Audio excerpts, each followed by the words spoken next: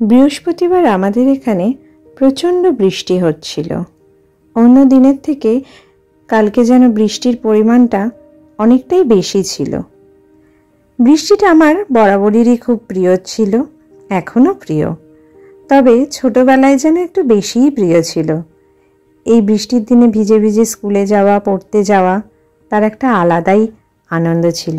বড়রা মানা করা সত্ত্বেও জোর করে স্কুলে যাওয়া, কারণ জানাই থাকতো ম্যামেরা কিছুক্ষণ বাদে স্কুল ছুটি দিয়ে দেবে। কিন্তু বন্ধুদের সাথে মজা করে যাওয়া, রাস্তাতে জল নিয়ে খেলা করা, এগুলো তো আর হবে না স্কুলে না গেলে, তার জোর করে যাওয়া হতো। তো বন্ধুরা, তোমরা এইরকম মজা কারা কারা করেছো? আশা করি সবাই এই মজাটা করেছো। তো আমার কমেন্ট বক্সে অবশ্যই জানিও কে কিভাবে এই বৃষ্টির দিনে ছোটবেলায় মজা করেছো। আজ আর সেই দিনগুলো ফিরে পাই না, তবে বৃষ্টির দিনে জমিয়ে খাওয়া দাওয়া সেটা কিন্তু তখনও ছিল আর এখনও আছে। তখন মা জমিয়ে রান্না করে দিত, আর এখন আমি সবার জন্য রান্না করছি জমিয়ে, আর একসাথে সবাই মিলে মজা করে বসে খাওয়া দাওয়া। তাই কালকে এত বৃষ্টির মধ্যে আমি সর্ষে ইলিশ করেছিলাম লাঞ্চে। নুন হলুদ মাখিয়ে রেখে দিয়েছি সুন্দর করে। আগে থেকে মাখিয়ে রেখে দিলে না মাছের মধ্যে নুনটা বেশ ভালোভাবে ঢুকে যায়, সেই জন্য আমি সবসময় আগে থেকেই একটু মাখিয়ে রেখে দিই।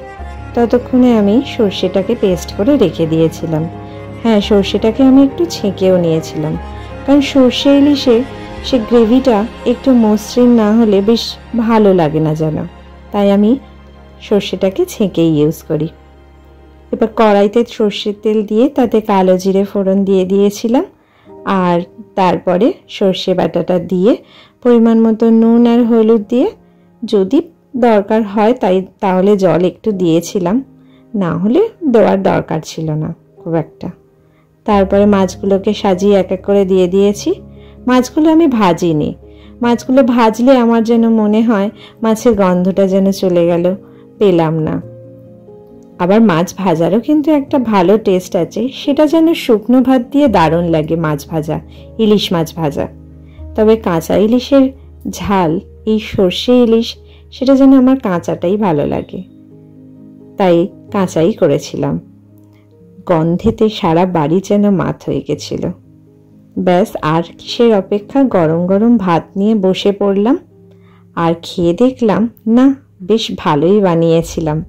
সেই সময় ছোটবেলায় মায়ের কাছে সর্ষে ইলিশ জমিয়ে খেয়েছি বর্ষার দিনে, আজকে আমি বানিয়েছি।